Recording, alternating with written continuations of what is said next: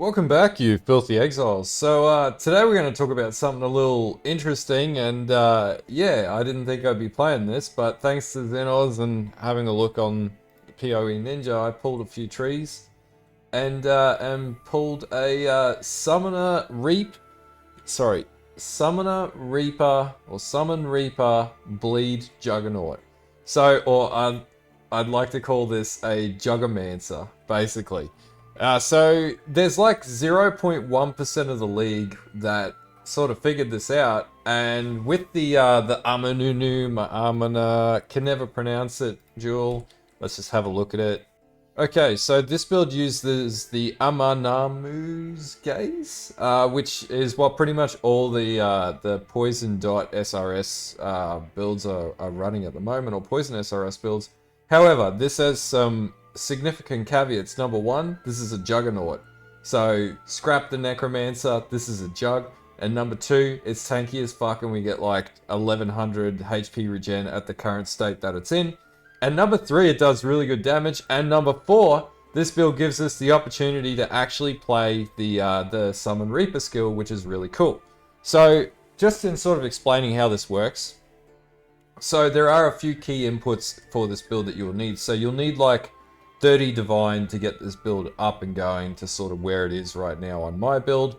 Probably optimally 50 Div with a little bit more investment and a level 4 in power.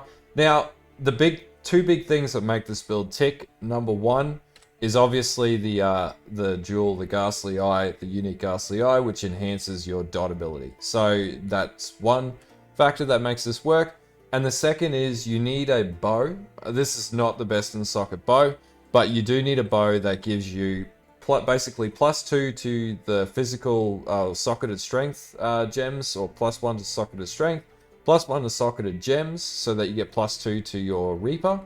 And then you need to have +2 to your socketed support gems, which give you +2 to your Empower, which then enhances and gives you +6 to your Reaper. And then obviously I'm running a 21 Divergent Reaper. Now, as far as what else you need to do to make this build work, is you will need to have, I'm hitting every button under the sun, you will need to have Ghastly Eyes that have minions have at least like a 12 to 14% chance to cause bleeding with attacks. And to enhance it even further, you're going to have minions deal 18% increased damage. And then basically that's going to allow your Reaper to apply bleeds. And then what we do to buff that up even further is we run Anomalous Summon Skeleton. And the reason why Anomalous is when we summon them, they don't die for like 2 seconds. And then basically we use them to proc Feeding Frenzy. And then we also use them to have Culling Strike and Maim. And then you do enhanced damage against enemies that are maimed, with your main minion being the Reaper, as we can see here. And then the other side of this is, so you could idly let the Reaper run around, but you'll notice, and we'll talk about the mechanics very shortly in the tree, is you actually have a few attacks that the Reaper can do. So the ultimate, which I've got here, does 2.8 million or 2.1 million bleed dot and 2.8 million total damage including dot. So to trigger the ultimate, you basically just hit your Q, and the Reaper will just follow to wherever your mouse cursor is. So you can target the Reaper onto a boss, and then the Reaper can go back to doing whatever the fuck it usually does. Now, a few other things that make this build tick further is we have a bit of Explodey with SRS Gentle Touch. Now, I've got one with Curse Enemies of Vulnerability on hit, and this actually does work because the other thing that we have on this is a Maloney's Mechanism, which then applies Ensnaring Arrow, GMP or greater multiple projectiles, and Mirage Archer. And then this applies our curse on hit from our SRS Gentle Touch. And then basically, as you run around, whatever skill that you cast, your bow skill or your replica Maloney's Mechanism fires out arrows and snares enemies, curses them, and then your Reaper just goes to work. Now, you can socket in Phantasms. I found this work perfectly fine with Awaken Swift Affliction instead of Phantasm.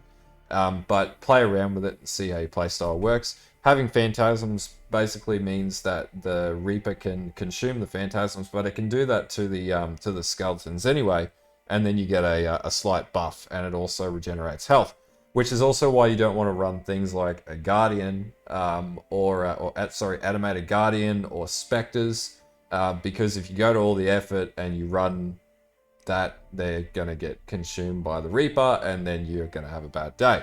Now, this build's nowhere near completed. So I've still got a heap of stuff to do on this. This is just like a build update, and I thought I'd share because you guys are watching on stream, and the build's really cool, and I haven't like seen anyone do videos on this. There probably are other people that are doing videos on this, but I thought I'd do one because it's a Juggernaut, and I pretty much exclusively play Jugs this league, apparently. Now, I have got this ticking around at like 300 depth and delve, and this does have like, it goes up to like 34 to 50,000 armor, overcap reses. We're immune to everything, and we'll explain that when we get into the gem setups. We've got crit reduction, we can't be stunned. Yeah, we're a big sort of ball of absolute flesh that just runs into the enemy and just destroys shit with our minions. Now, do I prefer this to necromancers? Yes, absolutely. If you've watched my channel for however sort of period of time, I don't really like necromancer builds. I think they're boring, but I find this really interesting because we get to use a Juggernaut, which is not natively a necromancer, and basically be a huge fuck off tank with minions that do a shitload of damage. And apparently the guys on the league sort of felt the same, because this seems to be the common build that could play this. Now, can you play it on a necromancer? Absolutely, you just won't be as tanky, and I prefer the tankiness over that little bit of extra damage that you'll get. Anyway, let's get into the next part of the video. I'll talk about the POB, that'll be in the description as well, and I'll tell you how to basically get this build started. Alright, so just sort of looking at the POB, let's go through the configuration window, because, you know, you don't want to have a POB from me that shows you something that won't work. So let's have a look at it. So basically, I've got nothing ticked on. Like, I've only really gotten this to the point where I'm like smashing endgame bosses with it, and I'm pretty sure you can get this pretty easily to the stage where you could crack Ubers. But I haven't got it to that level yet. So what we can see is the Reaper by default attack does 845,000 bleed, well, 651,000 bleed plus the on hit for 193. And then ultimate and ultimate slash is about 1.6 mil damage over time for ultimate slash. And then ultimate, when it like hammers in and absolutely smacks in, does about 2.8 million bleed, which for a minion skill on a Jug is absolutely insane. Now, the summon skeletons are really just utility at this stage. Like, they do absolutely nothing. You can see here they do no damage at all. So it's not even worth it even looking at that. We're just going to focus on the Reaper. Now, configuration-wise, kill all bandits. Always kill all bandits. We don't want to keep bandits. That was like a thing years ago, but we just kill all bandits now. 2 points is better than having some pseudo points that you can do with a dual socket anyway. So going down, nothing is ticked on here because we haven't got any of this shit. And it doesn't really, well, it does affect it if it had frenzy charges, but we don't have that, so it's not going to be ticked. We have used a minion skill recently because we're always summoning skeletons, but the Reaper will stay alive as long as you feed it souls, or you feed it other minions. It'll stay alive. Now, I've got Pride Aura on maximum. If you drop it down, obviously, on initial effect, it'll go lower. Yep, cool. Summon recent Reaper is consumed recently. This does significantly affect its damage, but it's going to consume your skeletons. Now, if you find it's not doing that for you, then just switch to Summon Phantasm and literally just switch out Swift Affliction or melee physical damage, and that's how you basically get around that little hurdle. Feeding Frenzy is active. Our skeletons are up and running around, so it's active. Now, this is on Guardian and Pinnacle boss damage. There's no other adjustments made to the rest of this area here or here. Now, enemies are going to be bleeding, but that makes no difference. It doesn't affect anything. And there's nothing else ticked on in here. So basically, this is a really raw tree, and you can see, like, it just scales damage super well, which isn't surprising, but it's sort of nice. You can, as long as you got the gear to get started, and you need, like, just for the Amanamuz gaze, you need like 9.5 div, and for the bow I got mine for about 10 div, but you probably want about 12 to 14 div to get that started. Sounds like a lot, but if you've got a character already up and going, i.e. my RF Jug and Delve, you'll be able to farm that currency really easily and then fund this, which is exactly what I did. Anyway, let's get into the gearing, and I'll show you and talk you through what you actually have to do to gear this bastard up. Okay, so gearing wise, obviously we need a really good grove bow. Or any bow really, doesn't have to be a grove bow. Now it should be a synthesized bow ideally, and you want the implicit to be minion damage, but I was too poor to get one of those. How to craft this, I don't quite know. I'm not a master crafter in PoE.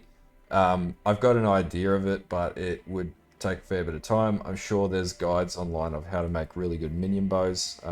So I'll leave you guys to look that up. I just farm delve like usual and bought mine. But it does need +1 to socketed strength gems, +1 to socketed gems, minion maximum life and damage, and attack speed and cast speed, or attack speed mainly if you can get it, and +2 to socketed support gems on the triple craft sort of side, or the 3 crafted modifier side. Helm wise, I'm just running a devouring datum. Now you're going to want one with the enchant, which is about 2 to 3 div, which allows your Summon Reaper to do up to 20% increased physical damage over time. That's going to buff your damage significantly. Replica Maloney's Mechanism. This one's about, I think it was like, yeah, 1 div at the moment, 1 to 2 div. All's Uprising. Now I haven't got an anoint in this yet because I just got this. This is about 4 divine I got mine for, but the prices will vary anywhere up to like 5 divine or so. Chest, literally any old chest, as long as it gives you the stats and attributes you need to sort of cover off on resistances and survivability. World is your oyster. I had one that I already had crafted, and it was 6 linked, and it was pretty okay, so I just went with that. Now rings. You will want to use bone rings ideally, because we're running purity of elements, and we'll get to that shortly. Bone rings are more than enough, and then try and get minion movement speed, damage, attack speed wherever you can, and resistances, and that's basically all you need to do with your rings. Gloves, I have a corrupted implicit for vulnerability on a hit on a set of Asenath's Gentle Touch. Now, these I think were, yeah, these were up to 100 chaos. They're pretty cheap, so really easy to get, and this gives you that explodey effect as your minions run around and your Reapers destroying shit. This will give it a significant buff. Now, boots-wise, I just had some decent boots with energy, with life regeneration rate and things like that, and resistance and movement speed. But you can do whatever you want with this one. It's entirely up to you. And obviously, I haven't finished crafting gear because I haven't got implicits on anything. So there's also that. Now, in my Darkness Enthroned, I've got, well, in my belt, I've got a Darkness Enthroned. I have 2 Ghastly Eyes. And predominantly, I have my highest rolls of bleed in here because you get, was it 75% increased effect, and this gets you to basically 100% bleed, along with the whatever jewel. I can't pronounce it. It's too many weird syllables and weird sequences. Anyway, that'll get you to basically 100% bleed, and then I'll also have increased damage if you've or minions deal increased damage if you've used a minion skill recently, which buffs up your minion damage as well, because we're always going to be casting skeletons. And I'll add, you'll notice that I've got my mana fully reserved. It's because I get the Eldritch Battery off of the Devouring Datum that I don't need to worry about running out of mana, because it's really cheap to cast stuff. Yeah, so that's pretty much it for gearing. Flask-wise, I've just got a Sacred Life Flask, which I need to switch out. I do have a Quartz Flask. I've got a Quicksilver Flask. I am running it at Series Promise, but I'm going to switch that to a Progenesis, and that's going to make this a lot tankier. And then a Granite Flask as well, just some spare flask side sitting around. None of this is min and max, so this is just to get you started and a bit of an idea of how to get this working. But that's basically it for gearing. Okay, so for gem setups in the helm, I'm running Determination, Purity of Elements. I do have Enlighten and Flesh and Stone. I'm not currently using Flesh and Stone, and I've got that switched off in the tree. It's because I'm playing around with Malevolence. The way that other players are using it is to run Eternal Blessing, and then basically cast Malevolence, and that sort of will stay up for like, what, 20 to 30 seconds, something like that. But I was sort of playing with just having Malevolence actively up, though Flesh and Stone is going to give you more defense and it's going to give you more damage, so I'll play with that in the next day or so, and I'll probably release a more min and max version of this build, but this is how I'm currently running it. In my Maloney's Mechanism, I've got Ensnaring Arrows, GMP or Greater Multiple Projectiles, and Mirage Archer. In my chest, I'm running Anomalous Summon Skeleton, Feeding Frenzy, Culling Strike, so my skeletons cull, and then Maim, so they maim. And I've also got War Banner and Generosity, which buffs up your physical damage over time, or your physical damage, which affects your physical damage over time. In my main setup, I've got Divergent Summon Reaper, and you want Divergent Summon Reaper. And then I've also got Awaken Swift Affliction, Empower, Awaken Minion Damage, Awaken Brutality, and Awaken Melee Physical Damage Support. Now, arguably, you could switch out Awaken Melee Physical Damage Support for a Phantasm Jewel, or you could switch out the Summon Awaken Swift Affliction for Phantasms. Just depends on if your Reaper, and I'm still testing this, if the Reaper consumes your skeletons efficiently enough, because you do have that 2% period where you can't touch the minions, so that could be problematic. But either way, this seems to be working for me for right now, but I'll know more as I play this build a little bit more. In my gloves, I've got Molten Shell, which I just have mapped to my move button, so it's always casting. And then I've got Enlighten, Malevolence, and Vitality, because obviously this is a jug, so we want to have basically Arc Reactor level regeneration.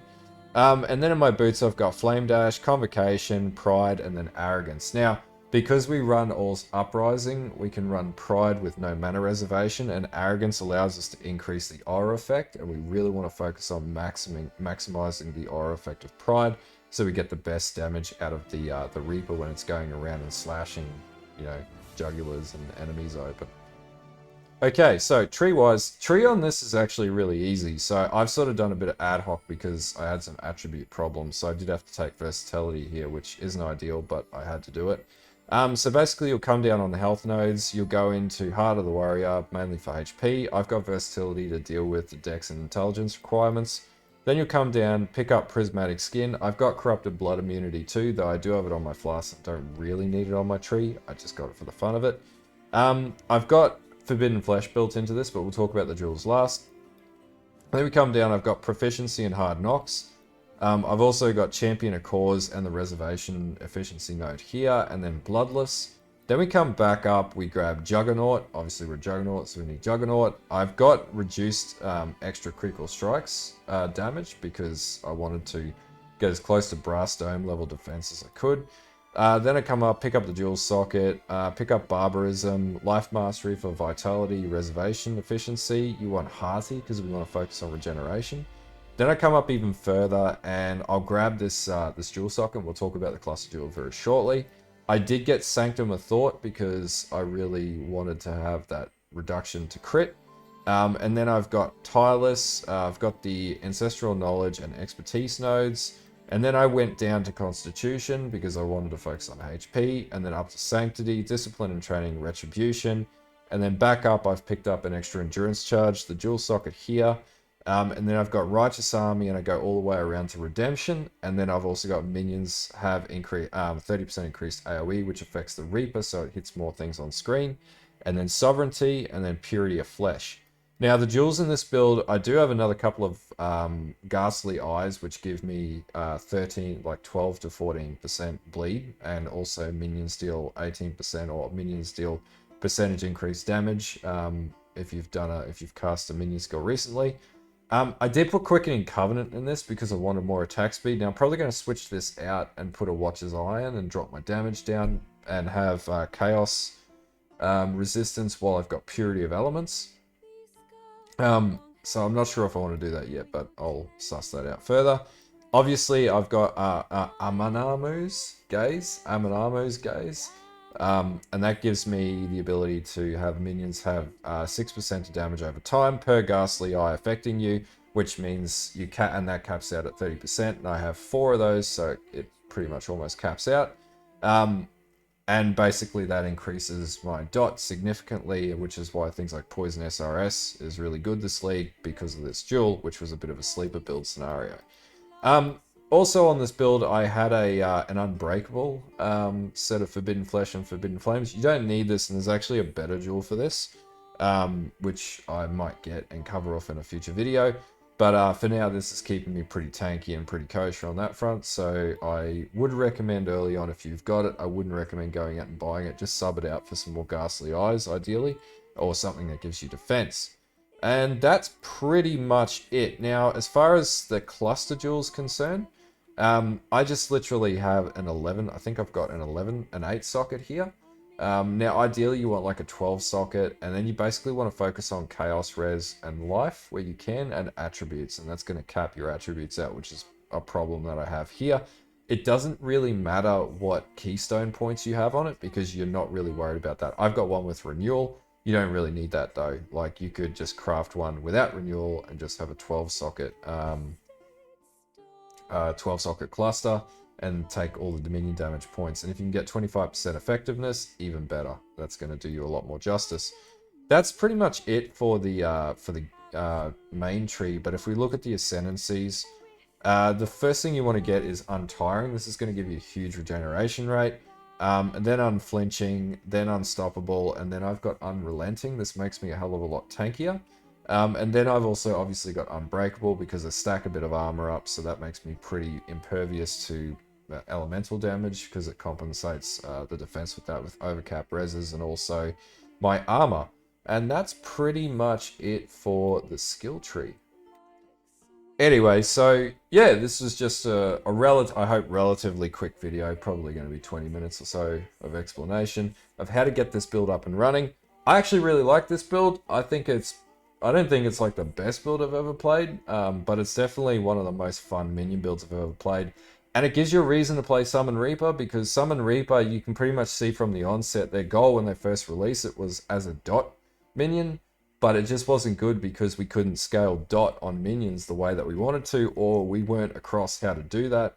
And now that we are, it's sort of really good.